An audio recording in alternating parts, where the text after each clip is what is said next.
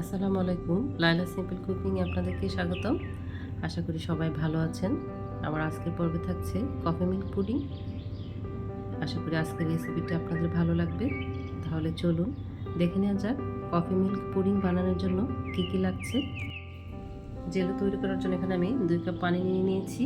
দিয়ে দিচ্ছি half cup চিনি, 1 table spoon agar agar powder, 1 table spoon coffee powder. তারপর এটাকে আমি ভালো করে মিক্স করে চুলায় বসিয়ে দিয়েছি। তারপর এটাকে ভালো করে নেড়েচেড়ে আমি যতক্ষণ পর্যন্ত এটা বলক না আসে ততক্ষণ পর্যন্ত রান্না করতে থাকব।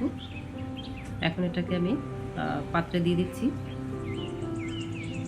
সেট হওয়ার জন্য।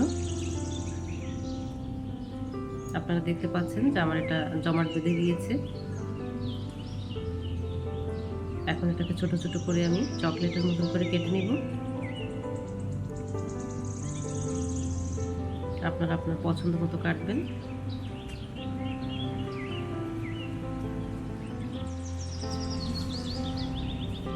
আপনারা দেখতে পাচ্ছেন যে আমার জেলোটা কতটা পারফেক্ট হয়েছে।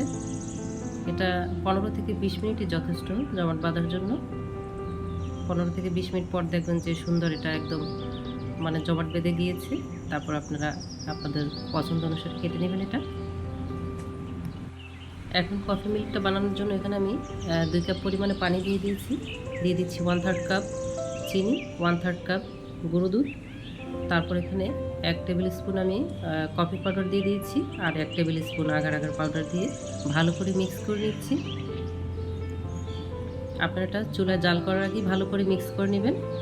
আপনারা জানেন যে যে কোনো লিকুইড খাবারকে জমাট বাঁধার জন্য আগার আগার পাউডারটা ইউজ করা হয়। 2 থেকে 3 মিনিট পরেই আমার এটা জমাট বাঁধার জন্য একদম রেডি। আমি এখানে একটা পাত্রের নিচে জেলোগুলো সেট করে দিয়েছি। এখন কফি মিল্কটা আমি উপর থেকে দিয়ে দিচ্ছি। বাকি কিছু জেলো আমি আবার উপর থেকে দিচ্ছি।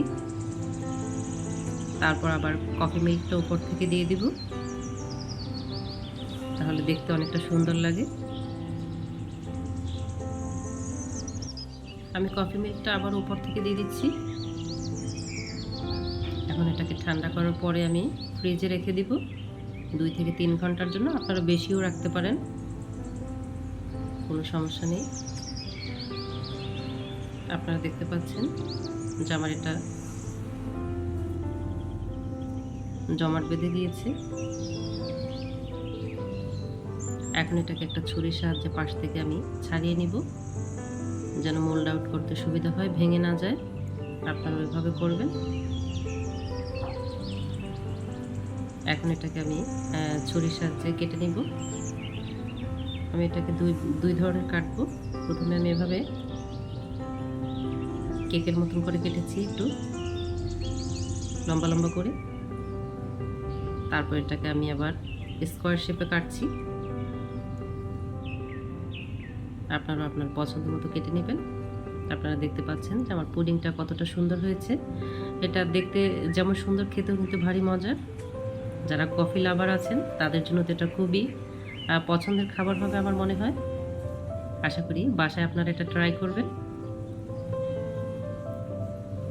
আমার ভিডিওটি যদি আপনাদের ভালো লেগে থাকে তাহলে অবশ্যই লাইক কমেন্টস করবেন আর শেয়ার করে দিবেন আপনার বন্ধুদের মাঝে। এরকম সুন্দর সুন্দর ভিডিও পাওয়ার জন্য আমার চ্যানেলটিকে সাবস্ক্রাইব করে রাখবেন। আজ তাহলে এখানেই বিদায় নিচ্ছি। আবারও দেখা হবে নতুন কোনো ভিডিও নিয়ে। আল্লাহ হাফেজ।